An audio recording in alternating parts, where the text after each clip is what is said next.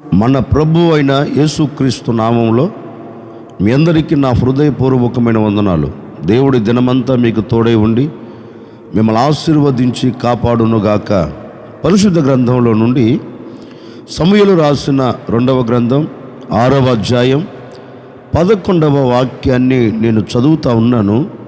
మీ పరిశుద్ధ గ్రంథమైన బైబిల్ తెరిచి చూడండి. యెహోవా మందసము 3 నెలలు గిత్తీయుడగు ఒబేదెదోము ఇంటిలో ఉండగా యెహోవా ఒబేదెదోమును అతని ఇంటి వారినందరినీ ఆశీర్వదించను.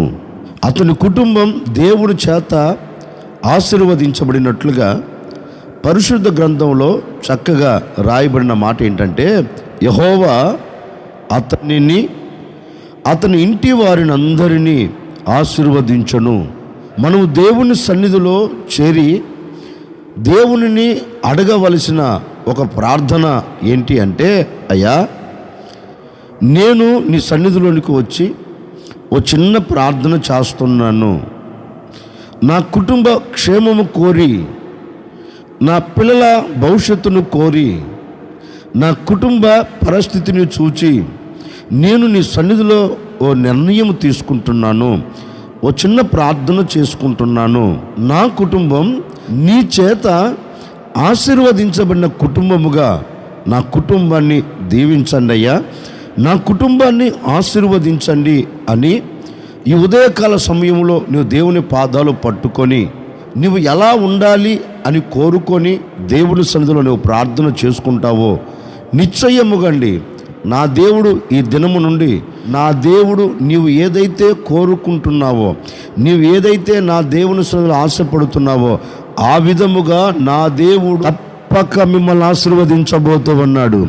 ఒబేదెదోము ఇంటిని అతనిని ఆశీర్వదించిన దేవుడే, ఒబేదెదోమును అతని ఇంటి వారిని అందరినీ దీవించిన దేవుడే నిశ్చయముగా మిమ్మల్ని, మీ కుటుంబాలని, మిమ్మల్ని, మీకు కలిగిన సమస్తమును నా దేవుడు అంచెలంచెలుగా ఆశీర్వదించబోతూ ఉన్నారు. ఒకవేళ కుటుంబం ఆశీర్వదించబడక, నీ వ్యాపారం దీవించబడక, నీ వ్యవసాయములో క్షేమము కలగక, నీ చేతి పనికి ఒక దీవెన లేక, నీ ఆత్మ సంబంధమైన బ్రతుకునకు ఒక అభివృద్ధి లేక, ఒకవేళ నిస్సహాయ స్థితిలో పడిపోయి నిశ్చయముగా మీ నిర్ణయమును బట్టి, మీరు దేవుని సన్నిధిలో చేసిన ప్రార్థనను బట్టి, దేవుని సన్నిధిలో తీసుకున్న నిర్ణయమును బట్టి నా దేవుడు నిన్ను, నీ కుటుంబాన్ని తప్పక ఆశీర్వదించబోతూ ఉన్నారు. ఓ సేవకుడిగా ఈ ఉదయకాల సమయంలో నిండు మనసుతో మిమ్మల్ని అందరినీ నేను ఆశీర్వదిస్తున్నానండి. మీరు మీ కుటుంబాలు ఆశీర్వదించబడునుగాక, మీరు మీ కుటుంబాలు దేవుని చేత దీవించబడుదురుగాక. మీరు మీ చేతి పని, మీరు మీ వ్యాపారం, మీరు మీ ఉద్యోగాలు, మీరు మీకు కలిగినది, మీరు మీ వ్యవసాయ రంగం, మీరు మీ పిల్లలు, మీ కుటుంబం అంతా యెహోవా చేత, యేసుక్రీస్తు చేత ఆశీర్వాదం పొందెదరుగాక, నా దేవుడు తీర్చిదిద్దునుగాక. అందుకే వాక్యం అంటుంది, యెహోవా అతని ఇంటి వారిని అందరినీ ఆశీర్వదించను. అతనిని కాదండి, ఈ ఉదయకాల సమయంలో నా దేవుని మాటలు వింటున్న మిమ్మల్ని అందరినీ, మీ కుటుంబాలను నా ప్రభు ఆశీర్వదించునుగాక. ఎలా మనం ఉండకూడదు? సమూయేలు రాసిన 2వ గ్రంథం 12వ అధ్యాయం 10వ వాక్యాన్ని నేను చదువుతూ ఉన్నాను. చివరి లైన్ నేను చదువుతూ ఉన్నాను. మీ పరిశుద్ధ గ్రంథమైన బైబిల్ తెరిచి చూడండి. నీ ఇంటి వారికి సదాకాలము యుద్ధము కలుగును. ప్రవక్త దావీదు దగ్గరికి వచ్చి దావీదుతో ఓ మాట చెప్తున్నారండి. దావీదు, సదాకాలము నీకు, నీ ఇంటి వారికి యుద్ధములు జరుగుతాయి, యుద్ధములు కలుగుతాయి అని నాతాను ప్రవక్త దావీదు దగ్గరికి వచ్చి దేవుడు చెప్పిన మాటను బట్టి అతనితో చెప్తున్నారు. దావీదు, ఇక మీదట సదాకాలము నీకును, నీ ఇంటి వారందరికీ ఏం కలుగుతుందంటే యుద్ధములు జరుగుతాయి, యుద్ధములు కలుగుతాయి.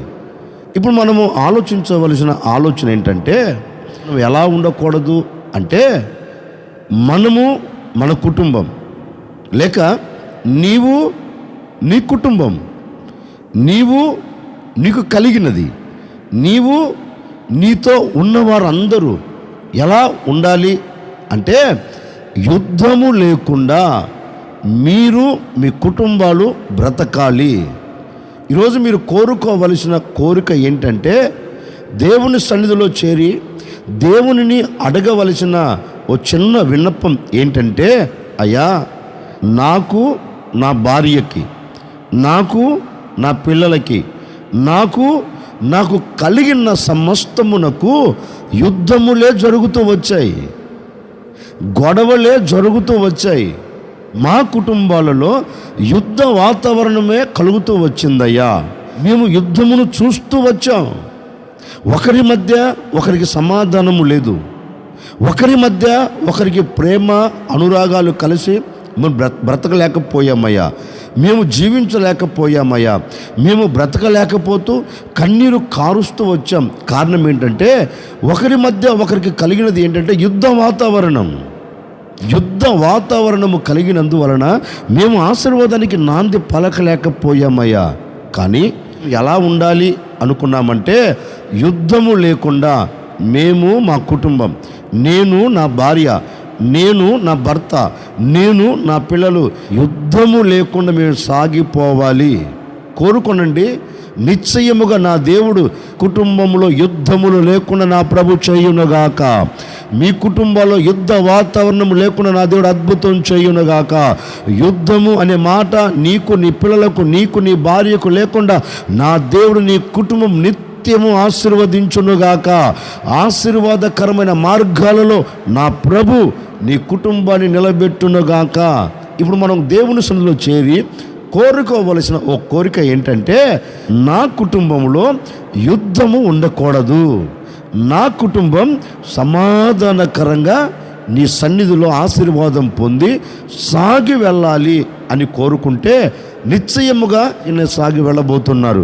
ఓ సేవకుడిగా నిండు మనసుతో నేను కోరుకుంటున్నానండి, నా దేవుడు ఎక్కడ ఎప్పుడు మీ జీవితంలో యుద్ధ వాతావరణం లేకుండా, మీ కుటుంబంలో యుద్ధ వాతావరణం లేకుండా మీ కుటుంబాలన్నీ సమాధానముతో నా దేవుడు నిలబెట్టునుగాక. యుద్ధ వాతావరణం అంతా మీ కుటుంబానికి దూరం చేయునుగాక. యుద్ధ వాతావరణంలో నుంచి నా దేవుడు మీ కుటుంబాలను తప్పించునుగాక. సమాధానకర్తైన దేవుడు మీ యుద్ధాలన్నిటికీ ముగింపును కలగచేసి సమాధానకర్త మీ ఇంట్లో నిలిచి ఉండునుగాక. వాక్యం చెప్పకని చెబుతుంది, నీకు నీ ఇంటి వారికి యుద్ధం సదాకాలం ఉంటుంది. ఇప్పుడు మనము ఆశపడవలసింది, ఇక మీదట నా దేవుడు యుద్ధము లేకుండా నా కుటుంబానికి నా దేవుడు సమాధానమును దయచేశారు. మన కుటుంబం ఈ సంవత్సరం ఎలా ఉండాలి అంటే, యుద్ధము లేకుండా. మీకా గ్రంథకర్త కూడా తన గ్రంథంలో మాట రాస్తాడండి, చదువుదాం ఆ మాట కూడా. మీకా గ్రంథం 7వ అధ్యాయం 6వ వాక్యాన్ని చదువుతూ ఉన్నాను. కుమారుడు తండ్రిని నిర్లక్ష్య పెట్టుచున్నాడు, కుమార్తె తల్లి మీదికిని, కోడలు అత్త మీదికిని లేచెదరు, ఎవరి ఇంటి వారు వారికే విరోధులగుదురు. వాక్యం అంటుంది, తండ్రి మీదికి కుమారుడు లేస్తాడట, అత్త మీదికి కోడలు లేస్తుందంట, కుమార్తెలు తల్లిదండ్రుల మీదకి విరోధులు అవుతారట. ఇంటి వారందరూ అంటే ఇంట్లో ఒకరి మీద ఒకరికి ఏమవుతారంటే విరోధులుగా మార్చబడుతారంటండి. కుటుంబం ఎలా ఉండకూడదు అంటే, మన కుటుంబం అంతా విరోధులుగా ఉండకూడదు, ఒకరి మధ్య ఒకరికి గొడవలు ఉండకూడదు, ఒకరి మధ్య ఒకరికి అసమాధానం ఉండకూడదు, ఒకరి మధ్య ఒకరికి ఏముండాలి అంటే ప్రేమ అనురాగాలు కలిసి బ్రతకాలి అంటండి.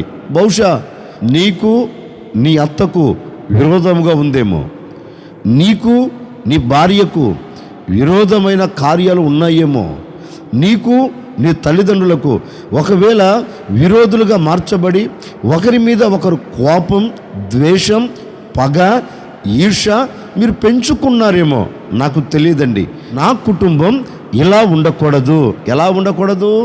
విరోధులుగా ఉండకూడదంటండి. ఒకరి మీద ఒకరు విరోధులుగా మలచబడకూడదంటండి. ఒకరి మీద ఒకరికి కోపం ఉండకూడదంటండి. ఒకరి మీద ఒకరికి ద్వేషం ఉండకూడదంటండి. ఉండకుండా మీరు దేవుని సన్నిధిలో తీసుకోవలసిన ఒక నిర్ణయం ఏంటంటే, నేను నా అత్త ఎలా ఉండాలి? సమాధానకరంగా ఉండాలి. నేను నా భర్త ఎలా ఉండాలి? సమాధానకరంగా ఉండాలి. నేను నా భార్య, నేను నా పిల్లలు, నేను నా తల్లిదండ్రులు ఎలా ఉండాలి? ఐక్యతలో సమాధానకరంగా సాగి వెళ్ళాలి అని ఈరోజు నువ్వు కోరుకోవాలండి. ఎలా ఉండాలి అంటే యుద్ధము లేకుండా బ్రతకాలి.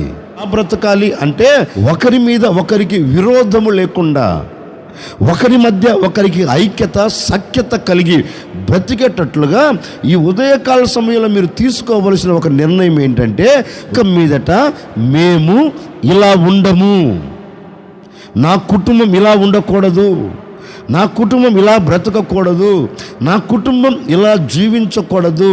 మరి ఎలా ఉండాలి? అయ్యా, నిత్యము నీ చేత ఆశీర్వదించబడిన కుటుంబం వలె నా కుటుంబం ఆశీర్వదించబడాలి. యుద్ధముతో సాగి వెళ్ళకూడదండి. విరోధమైన కార్యాలు నీ కుటుంబంలో ఉండకూడదు. ఒకరి మీద ఒకరికి పగ ఉండకూడదు. దేవుని చేత ఆశీర్వదించబడిన కుటుంబం వలె మీరు సాగి వెళ్ళాలి. అందుకే వాక్యము చెప్పక చెప్తుంది, యెహోవా అతని ఇంటి వారిని అందరినీ ఆశీర్వదించడు. మరి ఈ ఇంట్లో యుద్ధం లేదా? లేదు. ఈ ఇంట్లో విరోధం లేదా? లేదు. లేకపోయినందువలనే దేవుని చేత ఆ కుటుంబం ఆశీర్వదించబడింది. మీరు కూడా కోరుకొనండి. ఒబేదెదోమును అతని ఇంటి వారిని అందరినీ ఆశీర్వదించిన దేవుడే నీతో చెప్పకనే చెబుతూ ఉన్నారు. ఈరోజు నీవు ఆశ పడగలిగితే, నా ఇంట్లో యుద్ధములు ఉండకూడదు, నా ఇంట్లో విరోధమైన కార్యాలు ఉండకూడదు అని దేవుని సన్నిధిలో ఒక నిర్ణయం తీసుకొని నీవు మొరపెట్టగలిగితే, ప్రార్థించగలిగితే, నా దేవుడు నిన్ను, నీ కుటుంబాన్ని ఆశీర్వదించబోతూ ఉన్నాడు. యుద్ధములు లేకుండా మిమ్మల్ని ఆశీర్వదించబోతూ ఉన్నాడు. అసమాధానము లేకుండా మిమ్మల్ని ఆశీర్వదించబోతూ ఉన్నాడు.